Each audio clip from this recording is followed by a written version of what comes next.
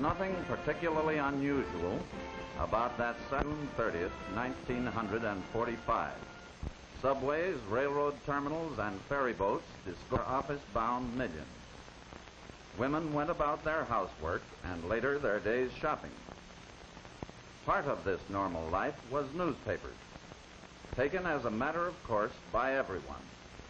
So regular and complete a part of normal everyday living that finding newspapers on the newsstands, buying them morning and night, was taken pretty much for granted. Never a thought of the rumbling presses that produced them, completely oblivious to the vast transportation system that placed them so conveniently on 14,000 strategically located newsstands throughout the city. No reason to contemplate what life without newspapers would mean, until suddenly and with little warning, strike. 1,700 delivery men ceased work. Newspaper trucks stopped rolling. Newsstands formerly piled high with 8 daily New York newspapers were devoid of newspapers, devoid of customers, barren as a desert waste. With the lone exception of PM, newsstands were as bare as Mother Hubbard's cupboard. 13 million metropolitan New Yorkers deprived of their daily newspaper fare, and this at a time when great events were in the making the world over. President Truman was on his way to a meeting of the Big Three. Japanese cities were being laid waste by B-29s. Thousands of American boys were returning home from European battlefields. Now newspapers were more than a habit, more than a convenience. They were a necessity. Here, then, was the time of all times for radio, the psychological moment. For years, the point has been argued, discussion has raged pro and con. Will radio eventually supplant newspapers? Isn't it easier to turn a switch than to read an editorial? Yes, for radio, here was a heaven-sent opportunity. Reluctant to profit by adversity, hesitant to capitalize misfortune, radio nevertheless had a job to do, a public service to perform, and radio rose nobly to the occasion. Newscasters and commentators labored long and hard. Radio news programs were substantially increased. Many newspapers either started or increased their regular news radio roundup. The Times was on the air every hour on the hour. The Herald Tribune had a regular news period. The News doubled its schedule, went on the air 48 times a day. At almost any hour, day or night, the public could flip a dial and hear a newscast. Certainly, if news by radio could satisfy the news-hungry public, radio was giving it every chance. But something was lacking. An appetizer is a poor substitute for a full meal. A starving man languishes on a Hollywood diet. Radio was apparently not the right answer. Newspaper readers telephoned in and discovered that despite pickets, newspapers were still being published every day.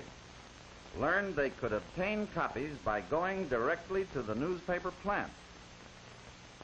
Here is the Herald Tribune plant on the first day of the strike, showing the truck loading platform used to sell papers in the emergency. The first day of the strike, Herald Tribune circulation plummeted to 15,000.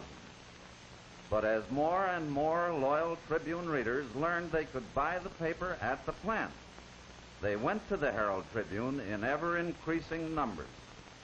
On the last day of the strike, the Herald Tribune sold 65,000 copies, by far the greater portion of them in direct over-the-counter sales to Tribune readers who had taken the time and trouble to come far out of their way to get a copy of their favorite morning newspaper.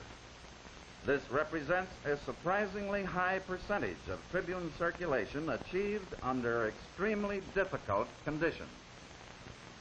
Meanwhile, a flood of Tribune readers phoned the paper.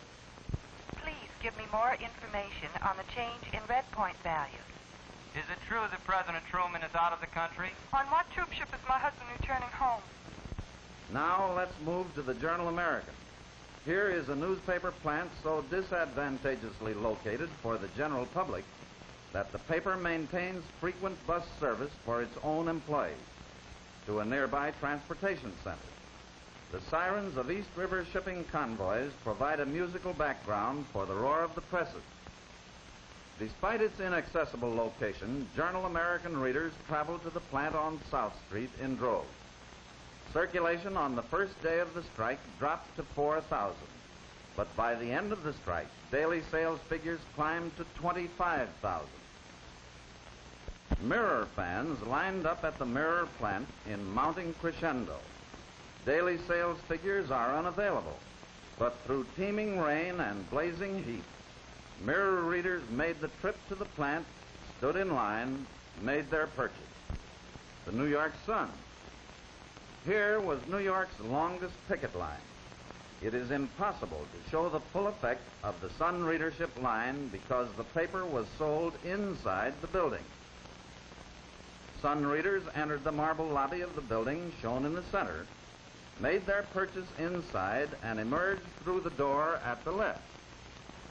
When sales got too heavy for the emergency office, boxes were set up in the marble foyer to serve as temporary newsstands.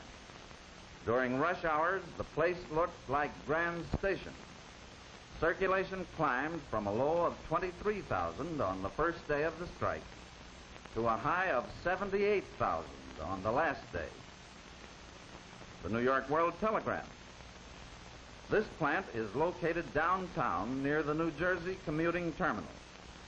The entrance where papers were sold is situated on a narrow side street, in deep shadow, untouched by the rays of the afternoon sun. This made it impossible to take color pictures.